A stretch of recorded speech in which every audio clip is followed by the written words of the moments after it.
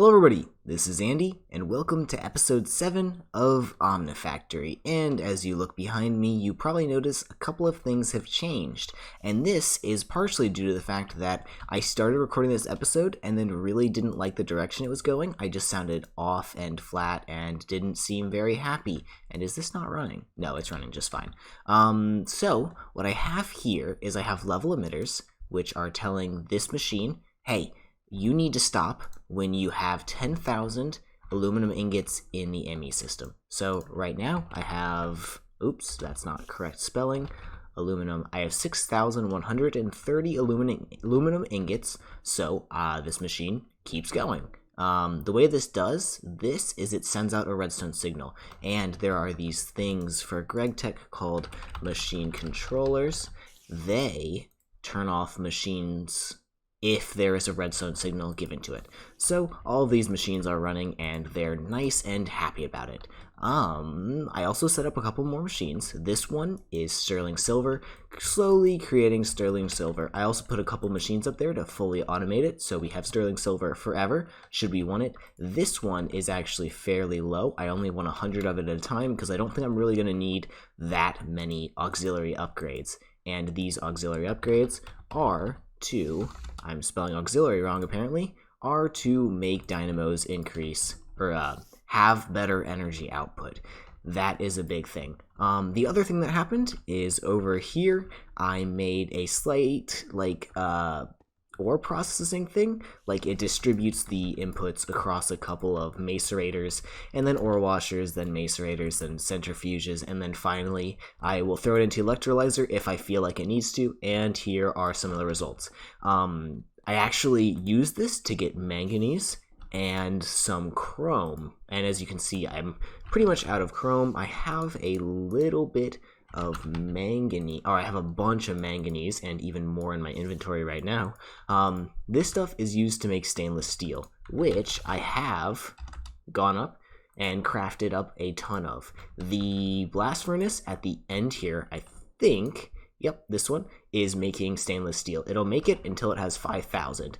It will probably never reach 5,000, however, it's going to keep doing that. In fact, it can't reach it right now because I'm not auto-crafting the stainless steel, because I have no way of auto-crafting the chrome or the manganese at this moment. So, I have 770 in reserve, which means we can get heavy into HV. So, let's take a look at what we can do next, and I'll come back. Oh, also, one other thing. I did make a couple of reinforced upgrade kits and upgrade my dynamos up here. So now they'll produce maximum of 6,000 RF a tick and have 3 of these auxiliary augments in them. Only the first 4 can produce 6,000 RF a tick. The last 4 can produce 4,500 because I haven't made the augments for these guys yet. However, that pretty much doubles our power generation, which is perfect, considering we're going to need approximately 4 times the amount of power that we're using right now for MV at HV. Except we're not going to move all our machines to HV just yet, but we will eventually. Also, what I think I'm going to do is this is going to become another area similar to this, but it's going to be used for distributed machines, and that's something that we're going to get into today. I don't know if I have my hammer on me, do I? I do. It needs to be repaired, though. What that means is I'm going to have a line. I'm going to have like a CEF, and it's going to have like, say, 10 macerators on it, and if I ever want to macerate something, I'll throw it into a chest, and the item conduits will distribute it among the machines, which means it'll craft up insanely quickly. So let me grab a couple of diamonds, and I do need to keep an eye on these diamonds to make sure they're not going down, because our power generation, or our power use, is about to go up a lot. But let's not stress about that just yet and make this thing brand new. Except not yet. I need levels. Alright, a couple minutes of mining later, and here we have it. This is going to be where all of our distributed stuff goes. Also, I ran into a tin vein right here, and also an aluminum vein. I didn't really know that these generated, which is kind of weird. Will this just turn into aluminum if I smelt it? Oh, I have to like pulverize it and go through all these steps and then I get aluminum dust? Yeah, no thank you, bud. Not really worth it since we have infinite aluminum anyways. However, we can now start setting things up in here. And the first thing I'm going to do is actually tear something down. This thing is no longer necessary since we're going to have enough stainless steel to put us pretty heavily into the HV age. So I'm going to tear this down and then we can talk about making some HV machines. Nice and clean, just like new, and I still have my wire connectors right here. However, I'm hiding it for the time being because I don't know how I'm going to run it, and I want this place to look nice and smooth. So, let's think about macerating first. Actually, you know what? I'm getting ahead of myself. We need to automate all of these bad boys first. So let's go ahead and get into that. First things first, I'm going to need to look at the recipes for these motors and how bad do they look. Stainless steel rods and steel rods and then gold cables and then 4x copper wire. That's fairly cheap. I think this will be completely fine. I'm just gonna have to make some more blank patterns and input them. And since we have a couple of minutes, let's make some more blank patterns, why don't we? Going through the recipe for the assemblers, it looks like it's finally that time where we're going to need a rubber assembler. This is really simple. I just need to extract the rubber that I already have in plate form or sheet form, and I just need to throw that directly into the assembler. So let's go ahead and let's make rubber somewhere, and then shove it into, let's say, this assembler. This advanced cutting machine is brutally slow. I'm making some more of these integrated circuits because I need to make more processors so I can make... I've actually decided I'm going to make a new assembler, so I need to make one of those. However, these require the integrated circuits before I can make them. And I need one of these to set the recipe with the right circuits that I'm using right now.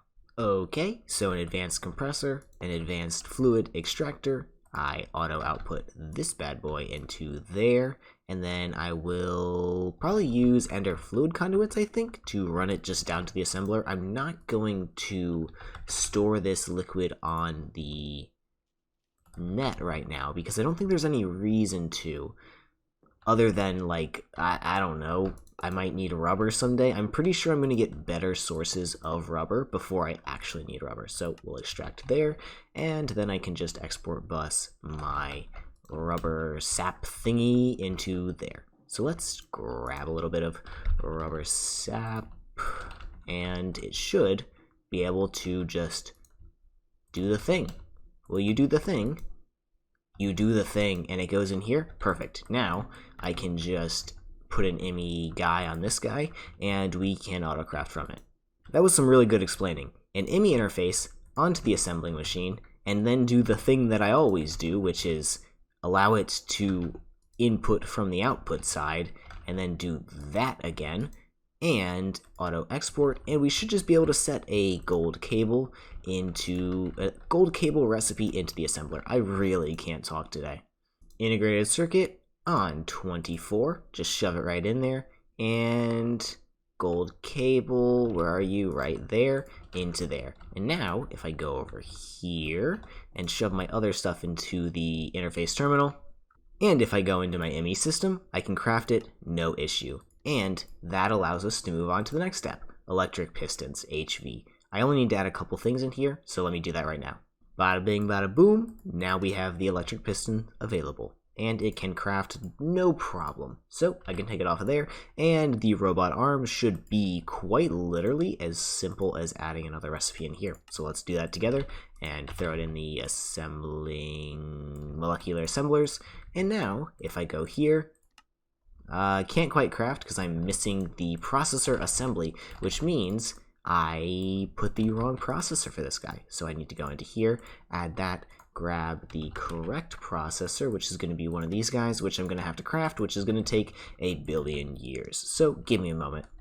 And there we go, the robot arms are available to craft. The only thing I'm not going to put onto auto crafting right now, and you may have noticed I didn't actually put it on auto crafting for the MV ones either, is the electro pumps, because they're super annoying, and if I want to auto craft these, I need soldering alloy in an assembler, which is just quite simply not really something I want to deal with right now because it requires finding antimony, which is you know, just like, it's something, and it's not something I want to do right now.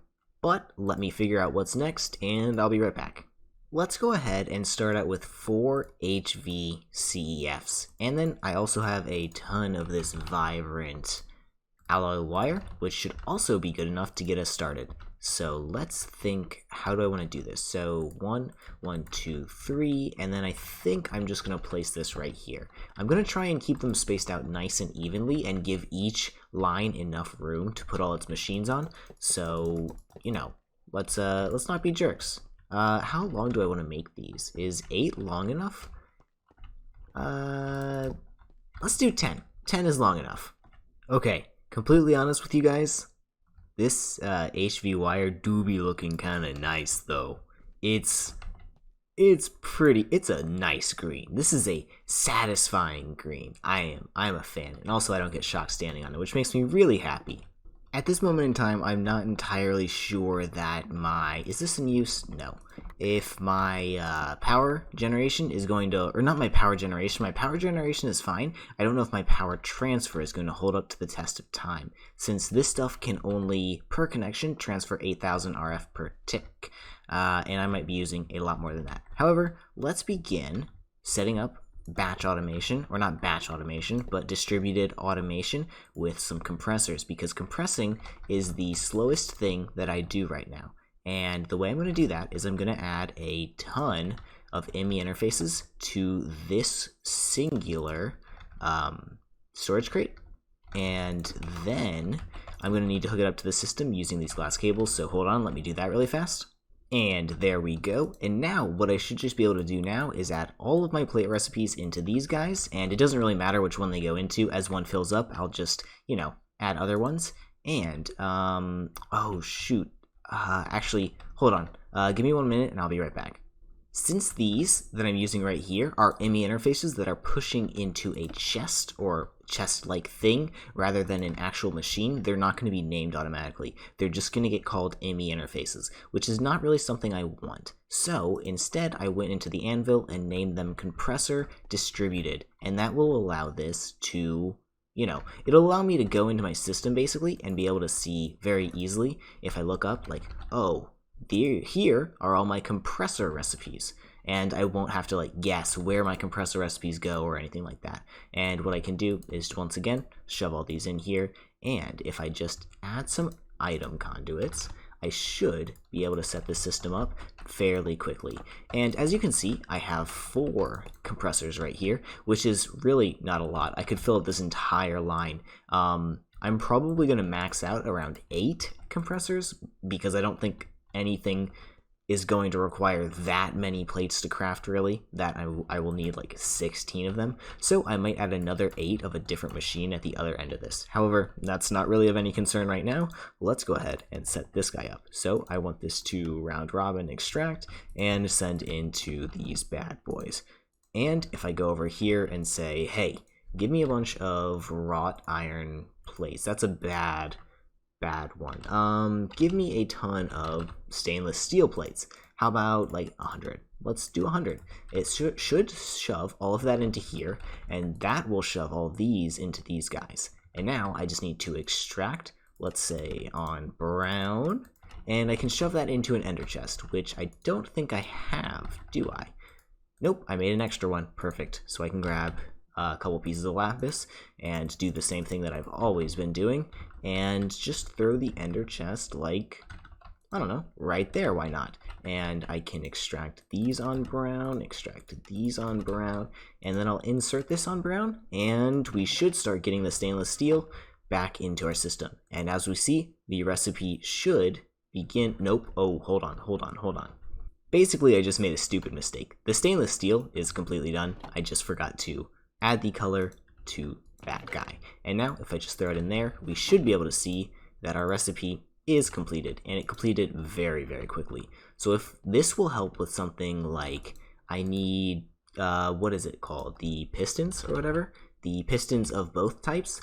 This will be a lot faster to craft since I can craft, you know, basically 3 stainless steel plates in a second. So that's great. next step, I want to add something else to here, and compressor is done. Probably macerator. Macerating is not very slow, but I tend to have to macerate a lot of things, so let's set macerators up. The macerators are finally done crafting up, and I can do the exact same thing that I did over there. So I'm going to do that off camera because, you know, you've already seen it once, you don't need to see it twice, and I'll be back in just a couple of minutes. And next step, the last really slow thing that I want to distribute at the moment, besides the lathe. However, I think the lathe... Oh, it's actually not that expensive. I'm going to also do lathes right over there. Wire mills. I need to get wire mills distributed because they are an absolute pain with just the one of them over there. So, very simple. Same thing as usual. Conduits and all the good things. I'll be back in a minute.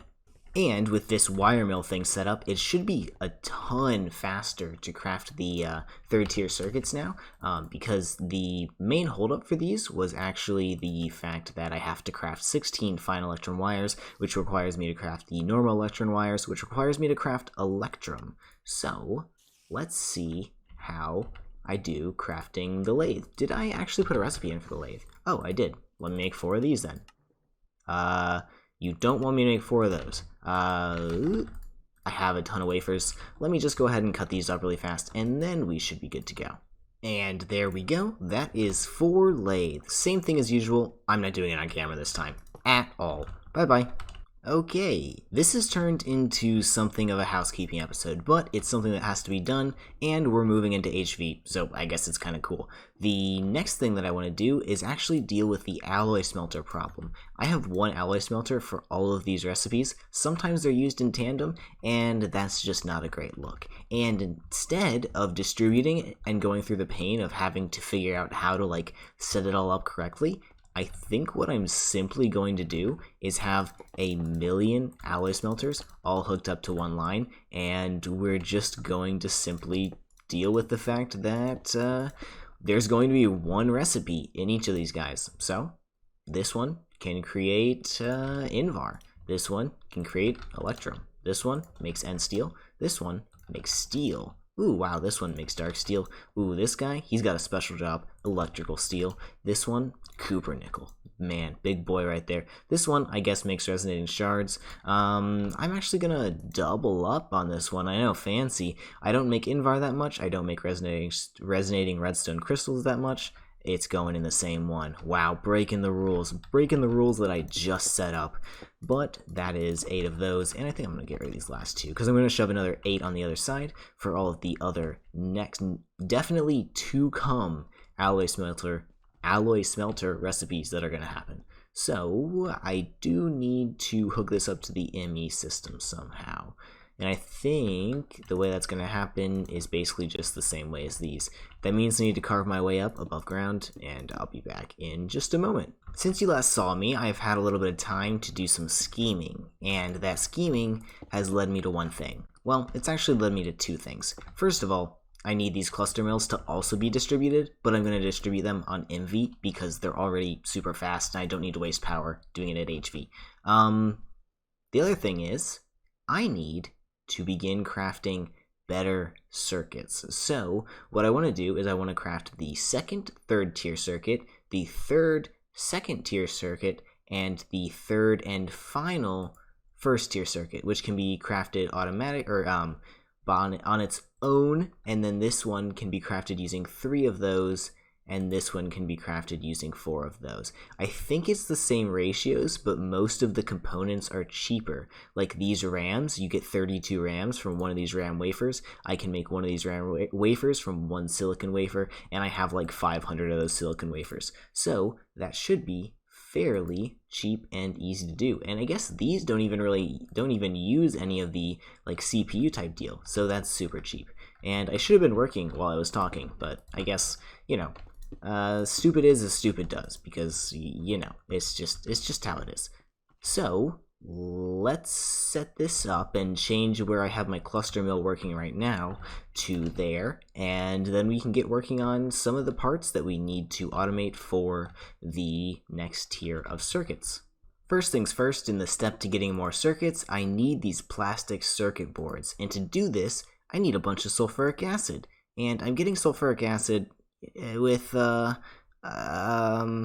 this method right now, which is working. It's just dummy slow. So I'm going to use 3 advanced chemical reactors to make sulfuric acid, and I'm going to actually go ahead and dismantle what I have over here to make sulfuric acid and steal all of its components like a psychopath or something. And I want this ender tank. Primarily I wanted the ender tank because then I can, you know, put water into these machines without wanting to die.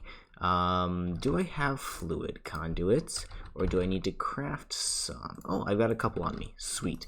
So, let's extract, and then it should start shoving water into all of these. Perfect. Now, what I can do is I can set up a drawer to get thrown right here, and I need to get an export bus.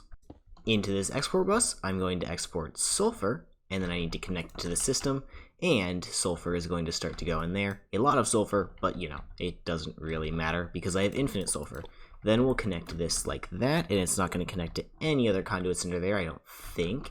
And then I can use this to extract, insert, insert, insert, and these should begin filling up with sulfur, and we should start creating sulfur trioxide. I think it makes a byproduct too, right? It makes...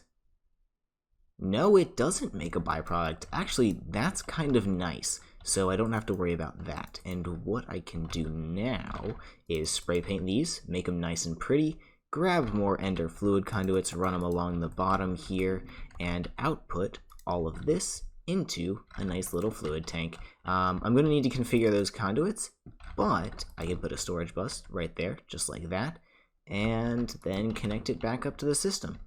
And there we go. Nice and perfect. I should be getting as much sulfuric acid as I can absolutely handle using this setup. I shouldn't need to update this for the rest of the pack, I don't think.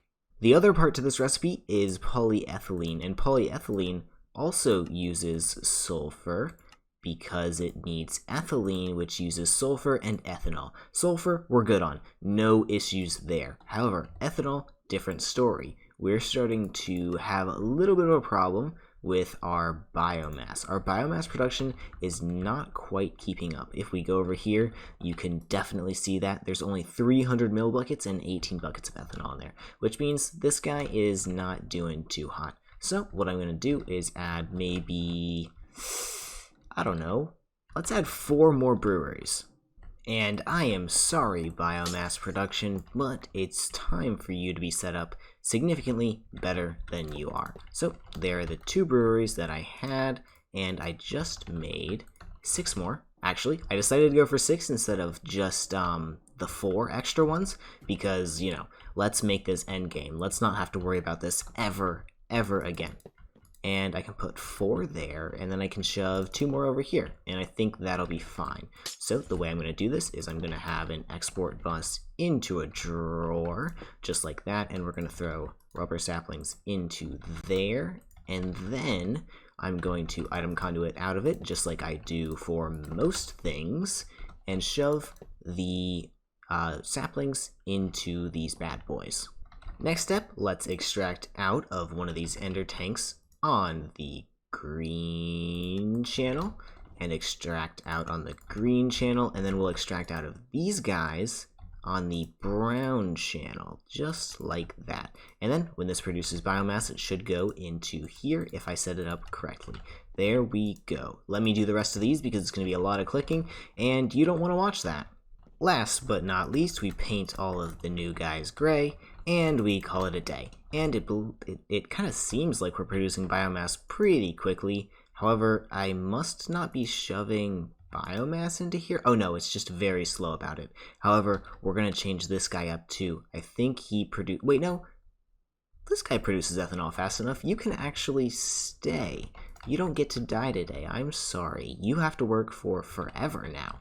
But biomass should be a lot faster, which means we can produce polyethylene and ethylene much quicker. I need to deal with ethylene next, because as you can see, this reaction is somewhat slow, and that's what these other 2 chemical reactors are for. I'm going to shove 2 chemical reactors right here, and I'm going to pull this chemical reactor out. Right, that's a lot of ethanol.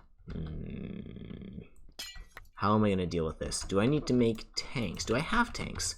I might have tanks. I do have tanks. Let's fix this.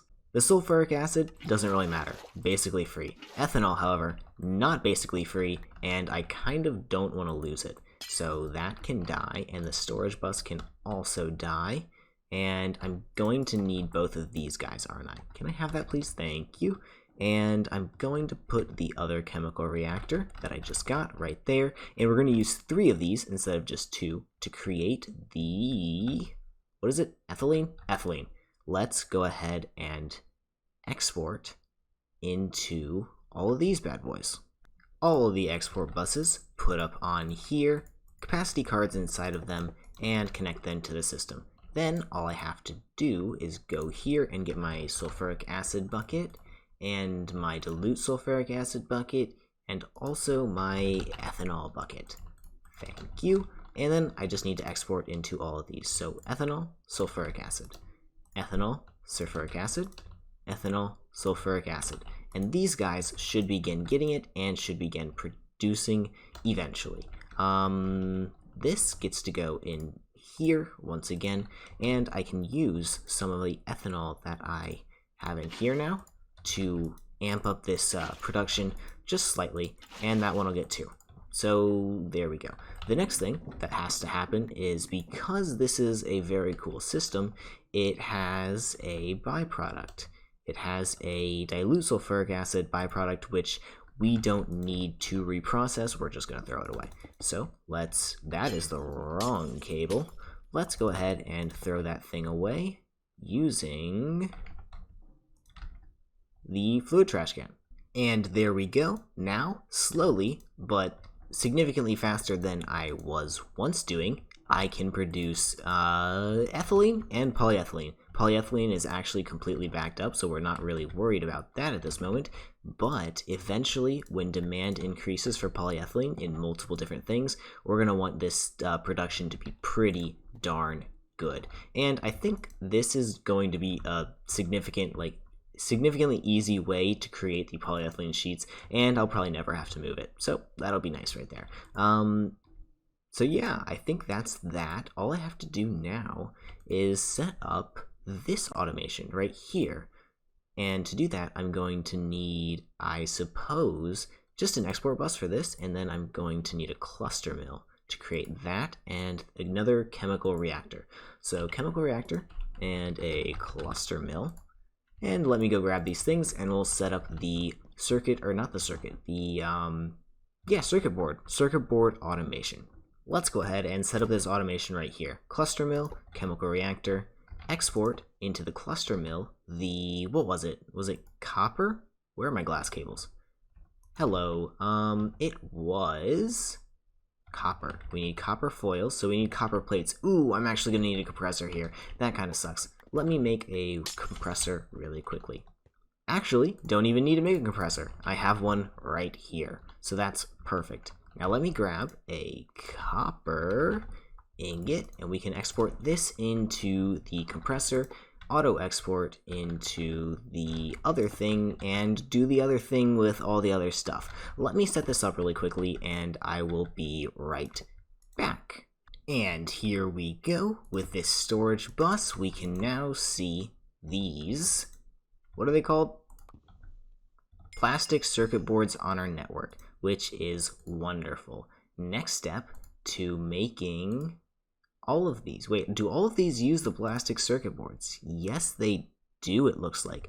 So I might want to back up more than 4 stacks. Yeah, let's back up the full 2,000. Let's not mess around. Let's do the whole 2,048 items. So that'll be fine.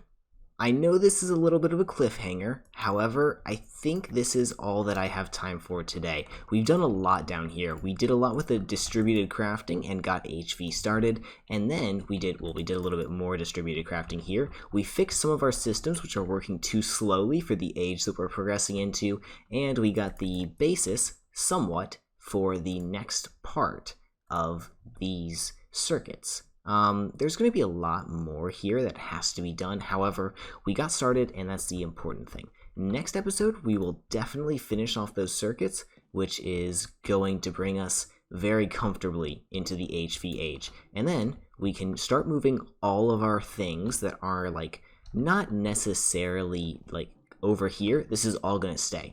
But some of the stuff that's over here, just the general crafting stuff, once I can make the tier 3 circuits a little bit easier, this can all move to HV. And I'll probably just replace these lines with HV lines. However, that's not of any concern right now. I hope you guys enjoyed the video.